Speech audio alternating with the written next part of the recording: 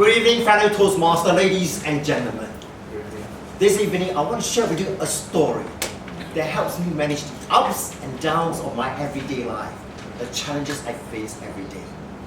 And I hope you'll find the same value in it and subscribe to the wisdom that I want to share.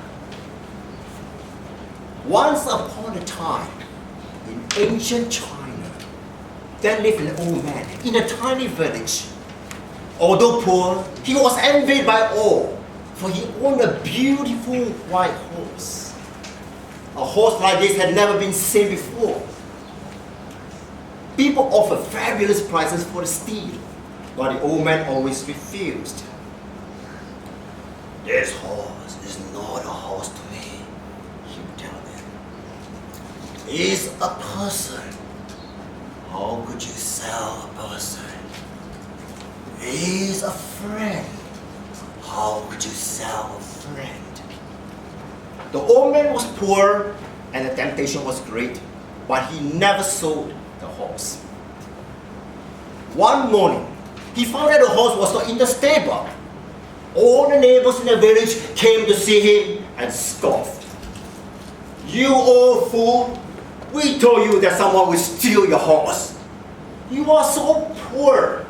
How do you hope to protect such a valuable animal? It would have been better to have sold him. You could have gotten whatever price you wanted. No amount is too high to pay. Now the horse is gone and you have been cursed with misfortune."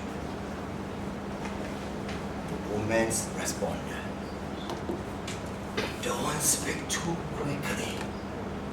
Say that the horse is not in the stable. That's all we know.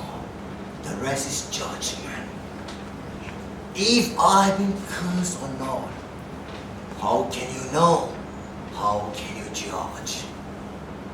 The people of the village protested. "Don't make us out to be fools. We may not be philosophers, but great philosophy is not needed. The simple fact that the horse is gone is a curse." The old man spoke again. "All I know is that the stable is empty and the horse is gone. The rest I don't know. Whether it be a curse or blessing, I can't say. All we can see is a fragment. Who can say what will come next?" The people of the village laughed. They had always thought the old man was a fool. If he wasn't, he would have sold the horse and lived off the money. But instead, he was a poor woodcutter who lived hand to mouth in the misery of poverty. 15 days later, the horse returned. He had not been stolen. He had run away into the forest. Not only had he returned, he had brought a dozen wild horses with him. Once again, the village people gathered around the old man and spoke. "Old man, you were right. What we thought was a curse was a blessing. Please forgive us." The old man spoke again. "Once again, you go too far. Say only that the horse is back. State only a dozen horses returned with him. But don't judge. How do you know this is a blessing or a curse? You see only a fragment. Unless you know the whole story, how can you judge? You read one page of a book, can you judge the whole book? You read one word of a phrase, can you understand the entire phrase?" The village people whispered, "Maybe the old man is right," so they said it.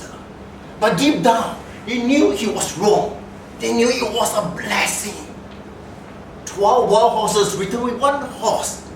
With a little bit of work, the animals could be broken, trained, and sold for much money.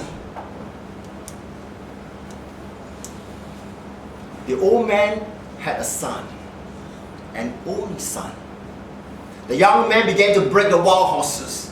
After a few days, he fell from one of the horses and broke both legs. Once again, the villagers gathered around the old man and cast their judgment. Old man, you were right. This proved you were right. The 1,000 wild horses were not a blessing, they were a curse. Your only son had broken his legs, and now, in your old age, you have no one to help you. You are poorer than ever. The old man responded, you people are obsessed with judging. Say only my son broke his legs. Who knows if this is a blessing or a curse? No one knows. We see only a fragment. Life comes in fragments. Boom, boom, boom. Boom, boom, boom. Boom, boom, boom. It also happened that a few weeks later, the country engaged in war against the neighboring country. All the young men of the village were required to join the army. Only the son of the old man was excluded. All the villagers gathered around the old man, crying and screaming because their son had been taken. There was little chance that they would return. The enemy was strong, and the war will be a losing battle. Oh man, you were right. God knows you were right. Your son's accident was a blessing. His legs may be broken, but at least he's with you. Our sons are gone forever. The old man spoke again. It's impossible to talk with you. You always draw a conclusion. Say only this. Your son had to go to war, and mine did not. No one knows if this is a blessing or a curse. No one is wise enough to know. Only God knows. In conclusion, the old man was right. We only had a fragment.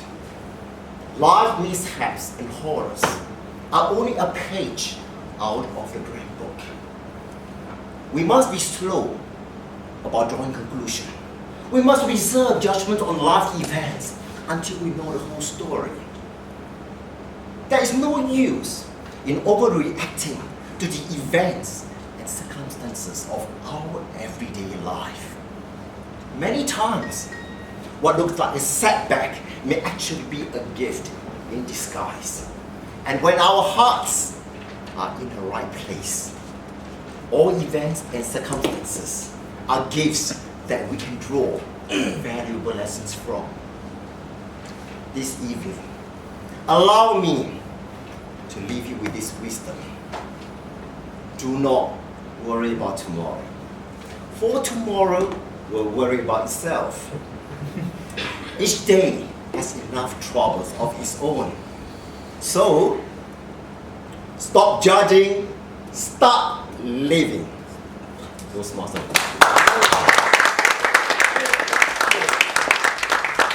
That's the real master storyteller. A champion, no doubt.